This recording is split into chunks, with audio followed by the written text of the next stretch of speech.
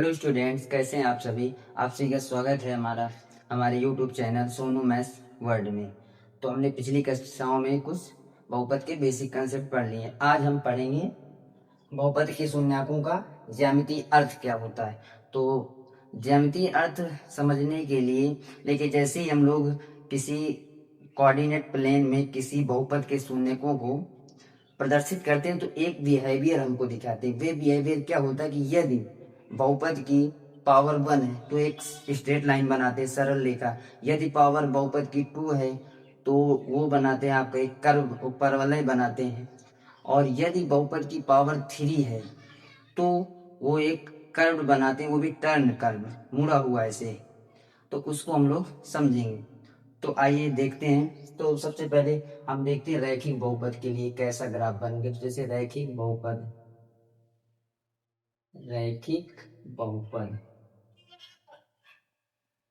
तो रैखिक बहुपद की का स्टैंड जो मानक रूप है वो होता है आपका ए एक्स प्लस बी, जहां पर ए 0 के बराबर नहीं होना चाहिए। अब इस तरीके का हम लोग कोई एक इक्वेशन ले लेंगे और तो हम लोग देखते हैं कि जैसे हम लोग ले रहे हैं एक्स प्लस 2, ये देख रहे हैं पावर 1 है तो रैखिक बहुपद होगा। हमने पिछली कक्षाओं में पढ़ रखा हुआ कि जिस बहुपद की पावर 1 होती है वो रैखिक बहुपद कहलाता है। अब इसको हम लोग मान लेते हैं कि y के बराबर है। अब y के बराबर है, ये एक रैखिक बहुपद है। तो हम लोग रखते हैं y इक्वल टू 0। जब y 0 होगा तो यहाँ पर आ जाएगी अब y की वैल्यू यहाँ 0 रखते हैं तो 0 इक्वल टू एक्स प्लस 2। अब देखते हैं इधर आएगा तो minus of 2 equal to x. अब इसका अगर हम लोग ग्राफ कोऑर्डिनेट प्लेन में प्लॉट करें तो देखते हैं इधर आ जाएंगे 1 2 3, इधर 1 2 3, इधर माइनस ऑफ 1 माइनस ऑफ 2 और माइनस ऑफ 3, इधर आ जाएगा minus of 1 minus of 2 minus of 3। अब हम लोग देखते हैं कि इसके अगर कोऑर्डिनेट बनाएं तो ये कोऑर्डिनेट आपके बन रहे हैं निर्देशांक, ये बनेंगे बिंदु x, y, जो कि आपके हो जाएंगे माइनस ऑफ 2, 0।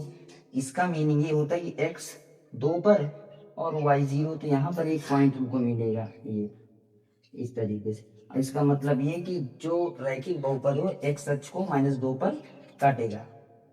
और यहाँ से हम लोग एक ऐसी सीधी रेखा निकाल देते हैं। ये हमारी जो रेखा बनेगी ये इस बहुपद का एक इस बहुपद की एक सरल रेखा तैयार हो गई। ये क्या है आपकी सरल रेखा।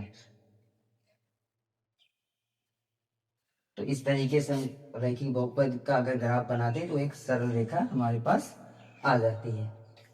और वहीं पर अगर हम लोग बनाएं दूसरी कंडीशन में, जैसे द्विघात बहुपद के लिए, द्विघात बहुपद,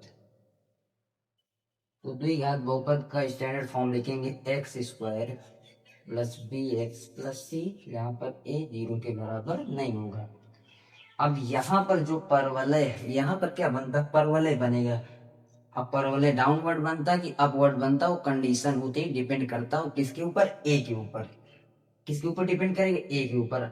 ए यदि हमारा इज ग्रेटर देन टू 0, मतलब लेस देन 0 है, सॉरी, ए ग्रेटर देन 0, इसका मतलब ए बड़ा है 0 से। जब ए बड़ा होगा 0 से तो हमारा जो परवलय बनेगा वो अपवर्ड बनेगा, ऊपर की ओर बनेगा, ऐसे ऊपर की ओर बनेगा।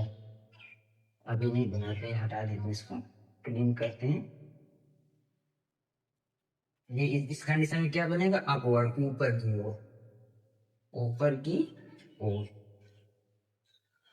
और a इज लेस देन 0 है तो नीचे की ओर बनेगा, डाउनवर्ड, नीचे की ओर ग्राफ बनेगा इसका।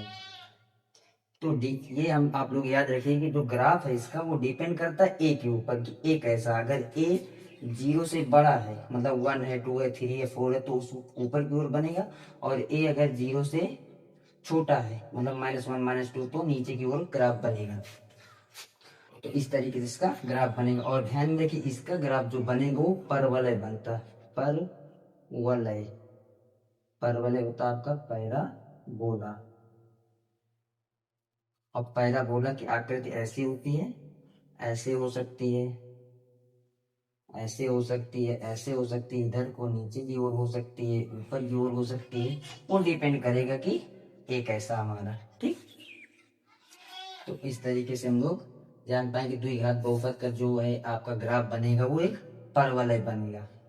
अब आगे हम लोग देखते हैं क्या कहते हैं कि कैसे कि ये आपको समझ में आया होगा कि द्विघात बहुपद का ग्राफ कैसा होता है, परवलय बनेगा।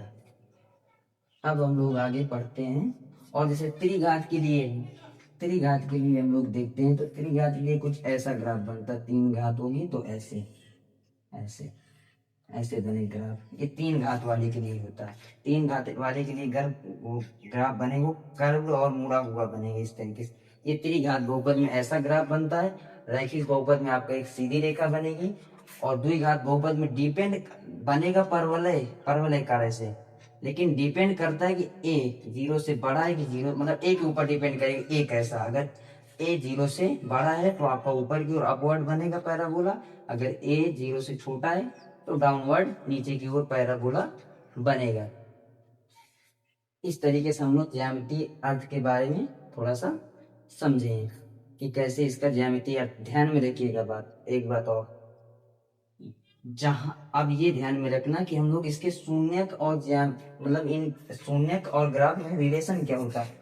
तो हमको ये ध्यान में रखता होता है कि जहां जहां पर ये ग्राफ, चाहे सरल रेखा हो, चाहे पैराबोला हो, चाहे कर्व मुड़ा हुआ हो, जहां जहां पर ये जिस जिस बिंदु पर एक्स अक्ष को काटेंगे उतने इसके शून्य हो जाएंगे। जैसे हम लोग यहाँ पर देख रहे हैं, ये एक बिंदु पर काटा तो इसका मतलब यह है कि यहाँ -2 पर, तो -2 क्या हो जाएगा, इस बहुपद का एक शून्य हो जाएगा। इसी तरीके द्विघात बहुपद में जहां जहां एक्स अक्ष को ग्राफ कट करेगा वही बिंदु उसके शून्य कहलाते हैं, उस दिए हुए बहुपद के।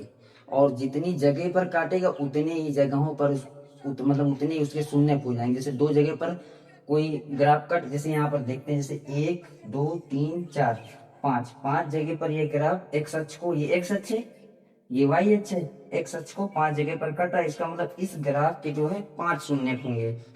यहाँ पर देखते हैं एक्स अक्ष को एक बिंदु पर काट रहा है ये ग्राफ, तो इसलिए ये एक्स अक्ष, ये वाई, इसलिए इस दिए हुए बहुपद के कितने एक शून्य हो जाएंगे। अगर यहाँ पर हम लोग किसी द्विघात बहुपद का ग्राफ बनाए, मान लीजिए कि ऐसे बना दिया हमने ऐसे करके, तो ये दो बिंदुओं पर कट कर रहा है, इसका मतलब इसके दो शून्य होंगे, और जिन बिंदु कट करेगा वही बिंदु इसके शून्य कहलाएंगे। यहाँ पर ध्यान में रखना, एक अक्ष को काटना चाहिए। अगर एक अक्ष को एक भी बिंदु पर नहीं काट रहे हैं तो उसके एक भी शून्य नहीं होते, जीरो सॉल्यूशन होंगे, उसके जीरो शून्य होंगे, ठीक है। तो इस तरीके से हम लोग ये ज्यामितीय अर्थ और त्रिघात वाला हमारे मतलब क्लास 10 के सिलेबस में नहीं आता, तो उसके लिए आप लोग को नहीं पढ़ाया जाएगा। बाकी ये द्विघात बहुपद और रैखिक बहुपद का ग्राफ आपका एक द्विघात बहुपद का परवलय बनेगा और एक घात बहुपद का एक सीधी रेखा बनेगा। तो ध्यान में रखिएगा मित्रों। अब हम लोग आगे पढ़ते हैं, और ये था ज्यामितीय अर्थ। तो आई होप आपको ज्यामितीय अर्थ समझ में आया होगा। अब हम थोड़ा सा आगे की ओर बढ़ते हैं और शून्यांकों तथा हम लोग गुणांकों में संबंध पढ़ेंगे। अगला हमारा जो टॉपिक है इसी में हम लोग क्या पढ़ेंगे, शून्यांकों और गुणांक, बहुपद के शून्यांकों और गुणांकों में संबंध क्या होता है, तो उसको हम लोग समझने का प्रयास करते हैं। फिर हम लोग जब क्वेश्चन करेंगे तो चीजें ज्यादा बेहतर तरीके से क्लियर होंगी हमारी। तो अगला हमारा टॉपिक है वो शून्यांकों तथा गुणांकों में संबंध। ये लिखते हैं यहाँ पर, शून्यकों तथा गुणांकों में संबंध।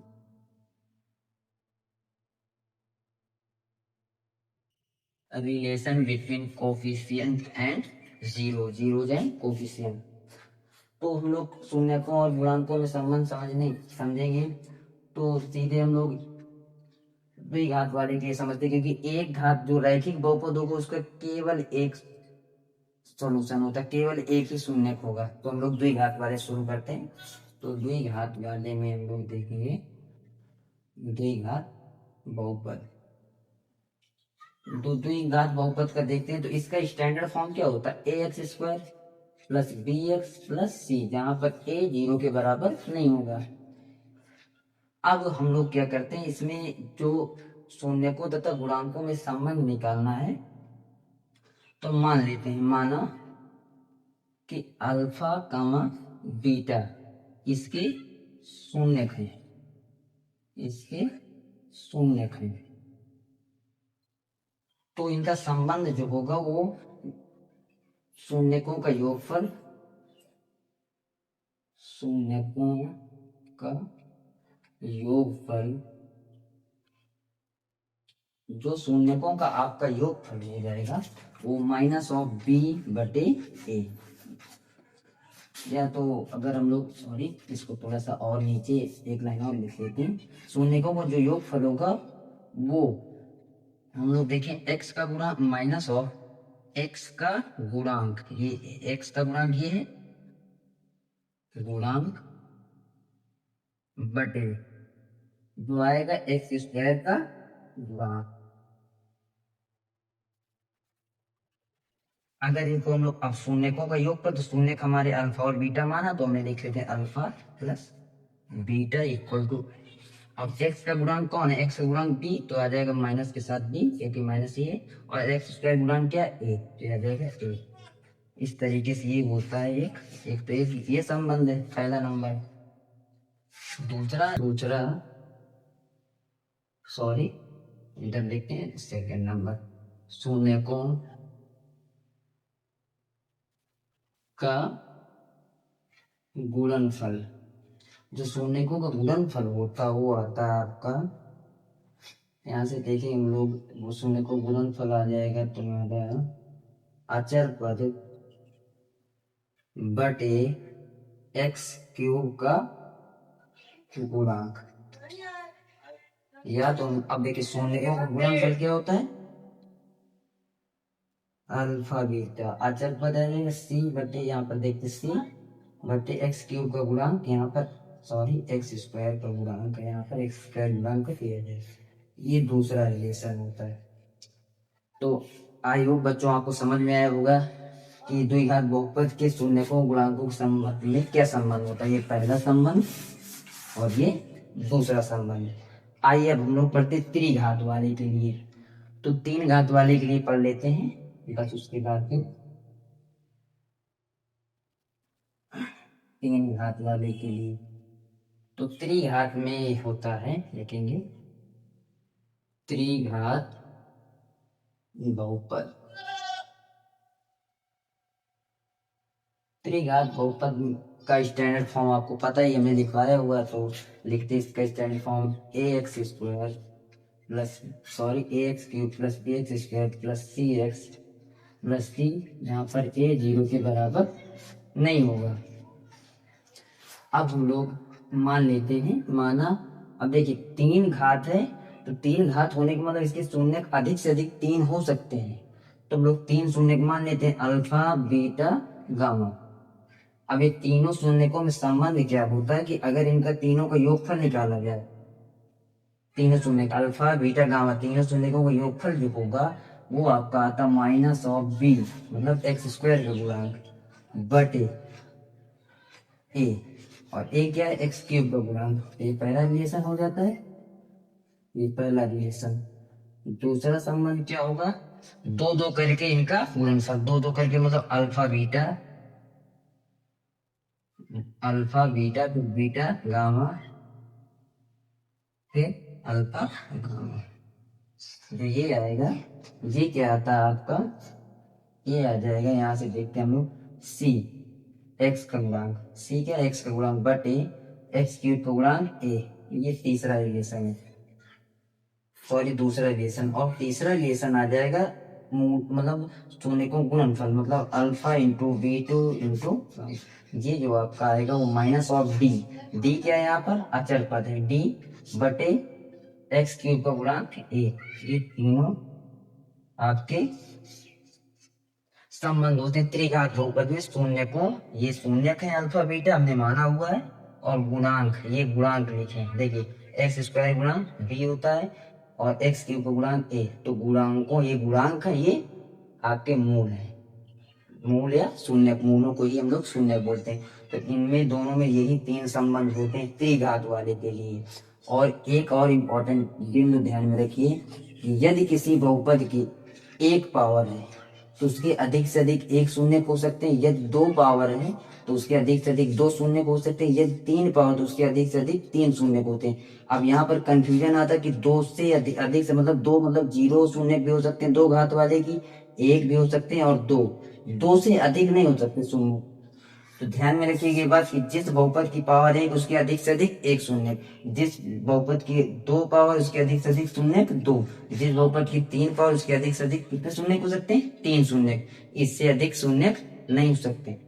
तो आई होप बच्चों आपको आज का ये हमारा सेशन अच्छा लगा होगा। अगर कोई आपको डाउट हो तो आप कमेंट बॉक्स में जरूर पूछ सकते हैं। मिलते हैं अगली एक बेहतरीन क्लास के साथ, तब के लिए थैंक यू।